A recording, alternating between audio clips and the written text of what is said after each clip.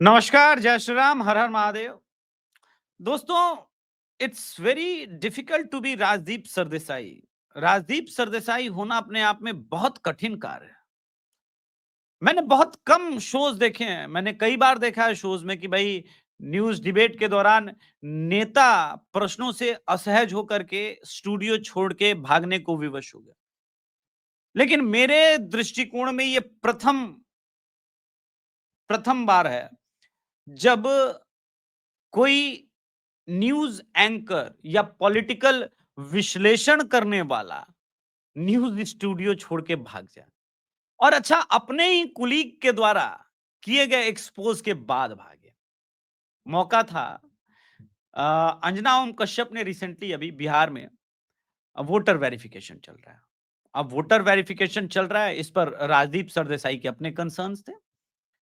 तो पहले मैं वीडियो के आपको कुछ क्लिपिंग्स वगैरह दिखाता हूं, चूंकि उनका कंटेंट है तो मैं बात करते करते दिखाऊंगा ताकि आपको दिखे। यहाँ बहस चल रही है और बहस के दौरान आप देखेंगे, ये बहस चल रही है और बहस के दौरान आप देखेंगे राजदीप सरदेसाई कह रहे थे और इसी दौरान जब अंजना ओम कश्यप और इसके अलावे जो एक सिद्धार्थ जराबी हैं और गौरव, इन्होंने एक्सपोज करना शुरू किया तो ये उठ करके आप देखिए, ये जो फ्रेम है ये स्टूडियो छोड़ के भागने लगे।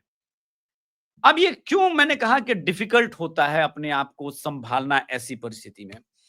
देखिए, सुप्रीम कोर्ट का निर्णय आ चुका था।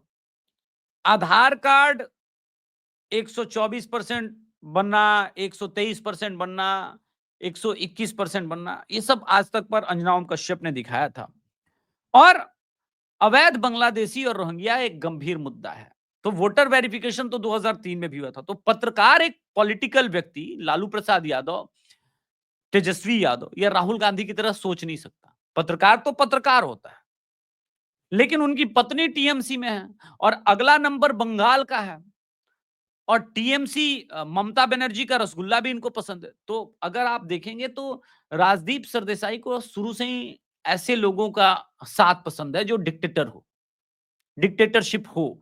दरअसल मोदी सरकार और मोदी सरकार की आईएमबी मिनिस्ट्री जो है, इंफॉर्मेशन एंड ब्रॉडकास्टिंग मिनिस्ट्री में कोई डिक्टेटरशिप छोड़िए, ये तो बेसिक्स पर काम नहीं कर रहे हैं कि अफवाह फैलाना, सरकार के प्रति सुनियोजित ढंग से झूठ फैलाना, वो भी न्यूज चैनल्स के द्वारा, उस पर कोई ठोस कार्रवाई हो। मसलन आपको याद होगा कि टाइम्स ऑफ इंडिया ने तो एक न्यूज छाप दी थी कि भाई जो दो महिला एयरफोर्स और ऑपरेशन सिंदूर के दौरान जो है, 2 आर्मी और एयरफोर्स से जो थी महिला, वो शामिल होंगी बीजेपी के लिए चुनाव प्रचार में। छाप दिया, कोई कार्रवाई का डर नहीं, घर वाला घर में नहीं, हमें किसी का डर नहीं। अगले दिन एक कोने में माफीनामा हो गया, कोई फर्क नहीं पड़ता, कोई विशेष अंतर नहीं पड़ता इन सब बातों का। इसी प्रकार से राजदीप सरदेसाई एक्चुअली इस भागने के पीछे की जो स्टोरी है, 2 दिन पहले इसको डिक्टेटरशिप करार दे गए, बोला कि 2.5 लाख 3 लाख वोटर हट जाएंगे, कट जाएंगे और इन सब का कोई आंकड़ा नहीं है। ठीक है? तो ऐसी चीजों में जब आस-पास से कोई पॉलिटिशियन था नहीं, सारे न्यूज़ एंकर्स, तो उनकी हिपोक्रेसी जब पूरी दुनिया के सामने आने वाली थी, तो वो न्यूज़ रूम छोड़ कर के भागने को सोचे। देखिए, ये कोई नई बात नहीं है। देखिए, ऐतिहासिक बेइज्जती कई बार होगी। आपको याद होगा लल्लन टॉप एक पॉडकास्ट कर रहा था, वहाँ पे राजीव सरदेसाई भी प्रश्न पूछने को हुए, तो नाना पाटेकर ने कह दिया, "सब ठीक है, लेकिन तू पत्रकारिता कब सीखेगा राजदीप?" तो सागरिका घोष के पति राजदीप सरदेसाई एक बार वैसे ही सौरभ पे भी भड़क गए थे। जब उन्होंने कहा कि नहीं-नहीं, अब तो सैलरी सबकी दूसरी होगी, तो आपके भी घर की इनकम तो डबल हो ही जाएगी। उन्होंने लाइटर नोट में कहा, उन्हें बड़ा बुरा लगा।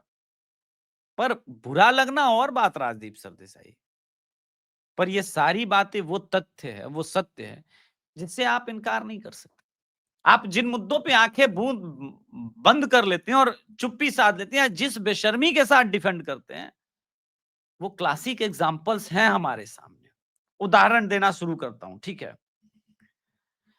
देखिए, टाइम्स ऑफ इंडिया में काम कर चुके हैं राजदीप सरदेसाई और टाइम्स ऑफ इंडिया ने सबसे पहले पीएफआई के द्वारा ये जो सुनियोजित ढंग से मतांतर होता था ना, उस पर एक स्टिंग ऑपरेशन किया था। उस पर पर्दा डालने का काम अगर किसी ने सुनियोजित ढंग से किया तो यही आदमी था कि नहीं ये तो इस प्रकार के केसेस होते हैं, क्योंकि केरला स्टोरी के टाइम में देखिए आप इनकी रिपोर्टिंग, ठीक है। उसी प्रकार से एक एक अभी आपको मैं बताऊं, हाँ ये वाला, ये जब कांग्रेस की प्रशंसा में जाते हैं, चाटुकारिता में जाते हैं, तो ये आदमी भूल जाता है कि कांग्रेस किस प्रकार की चीजें और किस प्रकार की हरकतें कर रही है। ये मैं आपको जरूर दिखाऊंगा, क्योंकि ये अपने आप में एक ऐसा न्यूज है जो आपको समझना चाहिए कि राजनीति लोगों को कहां से कहां लेके आती है। तो आप राजनीति करिए, लेकिन जब आप कांग्रेस का फर्स्ट लाइन ऑफ डिफेंस बनेंगे पत्रकार होकर के, तो जनता प्रश्न पूछ लेगी। अब आप देखिए किस प्रकार की मतलब फ्रस्ट्रेशन अलग है। ये 5/11/2014 यानी लोकसभा चुनाव आने वाला था गुरु, नहीं उसके बाद का है, नहीं ठीक चुनाव से पहले का हो सकता है। 5/11 11वां महीना है या फिर कैसे है, अगर 5वां महीना और 11 डेट है तो फिर चुनाव के रिजल्ट से पहले का है, और उल्टा भी कभी कभी ऐसे भी आता था, तो लोगों के सेट करने के ऊपर। लेकिन 2014 में मनमोहन सिंह को जापान के द्वारा अवार्ड मिला, ठीक है। अवार्ड मिला तो प्रधानमंत्री नरेंद्र मोदी जी, जो कि उस वक्त पीएम कैंडिडेट होंगे, उन्होंने बधाई दी गुरु, बधाई दी। तो एक ये संस्कार है। दूसरा यहां पर जलन देखिए, लेकिन उनको देश के बारे में हमदर्दी नहीं है। उनको सिर्फ गले में मेरे को कौन बुलाकर कौन वो उनका देश का हार डालेगा, किस देश में जाके मैं वो सर्वोच्च पद ले, इसमें ज्यादा उनका ध्यान। देखिए खड़गे साहब आप परेशान हैं, और आपसे ज्यादा परेशान राजदीप जैसे लोग होंगे कि इसको कैसे डिफेंड किया जाए, ठीक है, इसको कैसे डिफेंड किया जाए। आपको याद होगा ऐतिहासिक बेइज्जती में एक बार क्या हुआ कि राहुल गांधी से राजदीप सरदेसाई प्रश्न पूछ रहे थे, राहुल गांधी से कि आप स्वयं इसका उत्तर देना चाहते हैं या मैं दे दूं, क्योंकि मैं देखता हूं कई बार कांग्रेस की जगह आप स्वयं ही उसका उत्तर देते हैं, वो भी ठीक है, इट्स ओके फॉर मी।